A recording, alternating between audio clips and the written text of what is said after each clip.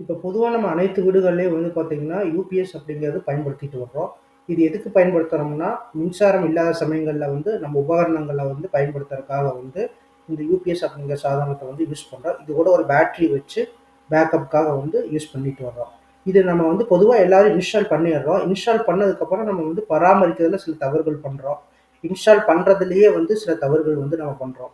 அது வந்து என்னென்ன பண்ணணும், என்னென்ன பண்ணக்கூடாது அப்படிங்கிறத பத்தி நம்ம கொஞ்சம் பார்க்கலாம் இதுல. அதாவது வந்து பார்த்துக்கிட்டிங்கன்னா, இப்போ ஒரு யூபிஎஸ் இன்ஸ்டால் பண்ணும்போது எப்பவுமே வந்து இடைவெளி விட்டு பண்ணணும். அதாவது வந்து ஏர் வென்டிலேஷன் அதிகமா காற்றோட்டம் அதிகமா இருக்கிற இடத்துல தான் வந்து நம்ம வந்து யூபிஎஸ் வந்து இன்ஸ்டால் பண்ணணும். இதுல வந்து பார்த்துக்கிட்டிங்கன்னா, யூபிஎஸ்க்குன்னே வந்து ஒரு தனி அறை ஒதுக்கி, அதுக்காக வந்து இன்ஸ்டால் பண்ணப்பட்டிருக்கு.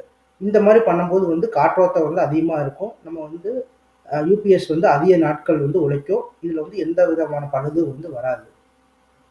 இதே ஒரு சில இடங்கள்ல எல்லாம் வந்து பார்த்துக்கிட்டிங்கன்னா, மாடிப்படி கட்டுக்கடியில ஏரியால யுபிஎஸ்க்குன்னே ஒரு தனியா ஒரு இடத்த ஒதுக்க மாட்டாங்க. எங்கேயாவது ஒரு ஓரமா காத்தோட்டமே இல்லாத இடத்துல, நம்ம வந்து யுபிஎஸ்க்கான வயரிங் வந்து பண்ணியிருப்பாங்க. அந்த இடத்துல போட்டு அடைச்சு வச்சுருவாங்க. சில வீடுகள்ல எல்லாம் வந்து பார்த்தீங்கன்னா, மேல வந்து ஷெல்ஃப்ல வந்து இன்வெர்டர் யுபிஎஸ் வந்து வைக்கிற மாரி வந்து வச்சுருவாங்க. அப்படி வைக்கும்போது என்ன தவறு நடக்கும்னு வந்து பார்த்துக்கிட்டிங்கன்னா, அத நம்ம கண்டுக்கவே மாட்டோம் மேல இருந்தது அப்படின்னா. ஸோ அது வந்து நல்லா இருக்குதா? ஏதாவது ஹீட் ஆகுதா? எதுவுமே நமக்கு வந்து தெரியாது. பொதுவா வந்து ஒரு யுபிஎஸ் இன்வெர்டர் இன்ஸ்டால் பண்ணாவே அப்பப்போ போய் பார்த்துக்கிறது நல்லது. அப்நார்மலா ஏதாவது ஹீட் ஆகுதா? அந்த மாரி வந்து நம்ம பார்த்துக்கிறது வந்து ரொம்ப நல்லது. இத வந்து நம்ம ஷெல்ஃப்ல மேல வைக்கும்போது வந்து அத நம்ம கண்டிப்பா வந்து கண்டுக்க மாட்டோம். முதல்ல வந்து ஷெல்ஃப்ல மேல வைக்கிறத வந்து கண்டிப்பா நம்ம வந்து அவாய்ட் பண்ணணும். கீழ தான் வந்து கண்டிப்பா வந்து வைக்கணும். முடிஞ்ச அளவுக்கு இதுக்காக ஒரு தனி அறைய பயன்படுத்துனா ரொம்ப நல்லது. ஆனா எல்லார் வீடுகள்லயும் இது சாத்தியம் இல்ல. முடிஞ்ச அளவுக்கு இந்த காத்தோட்டமான இடங்கள்ல வைக்கிறது வந்து ரொம்ப நல்லது. இதுல வந்து இடதுபுறமா இருக்கிற படத்துல வந்து பார்த்துக்கிட்டிங்கன்னா, யுபிஎஸ் வந்து நீட்டா வந்து இன்ஸ்டால் பண்ணியிருக்காங்க. இதுக்கு வந்து பார்த்தீங்கன்னா, பின்பகுதியில கொஞ்சம் இடம் விட்டு அத நவுத்தி வச்சிருக்காங்க. இதே வலது பக்கம் இருக்கிற படத்த பாருங்க, செவுத்தோட வந்து ஒட்டி வச்சிருக்காங்க. இப்படி பண்ணும்போது என்ன ஆகுதுன்னா, பேட்டரியிலே சில ஹீட் வந்து வெளியேறும். பின்னாடி வந்து எதுக்காக வந்து ஓப்பன்ல இருக்கும். அப்படி ஓப்பன்ல இருக்கிறதுக்கான காரணமே வந்து ஹீட் வந்து வெளியேறணுங்கிறதுக்காக. இப்போ வந்து இந்த மாரி இருக்கும்போது, அந்த யுபிஎஸ்லயே ஒரு ஃபேன் இருக்கும். அதுக்கப்புறம் வந்து பார்த்தீங்கன்னா, பேட்டரியிலே கொஞ்சம் ஹீட் வந்து ப்ரொடியூஸ் ஆகும். இந்த ஹீட் வந்து வெளியேறினா மட்டும் தான் வந்து உங்களோட யுபிஎஸ், உங்களோட பேட்டரியோட லைஃப் வந்து அதிகமா வரும். இல்லைன்னா அடிக்கடி வந்து ப்ராப்ளம் வர வேண்டியதா இருக்கும். உங்களோட பணம் தான் வந்து விரயமாகும். இத தவிர்க்கறதுக்கு கொஞ்சம் காற்றோட்டமான இடத்துல செவுத்தோட ஒட்டி வைக்காம கொஞ்சம் முன்னாடி நகர்த்தி வச்சா ரொம்ப நல்லது.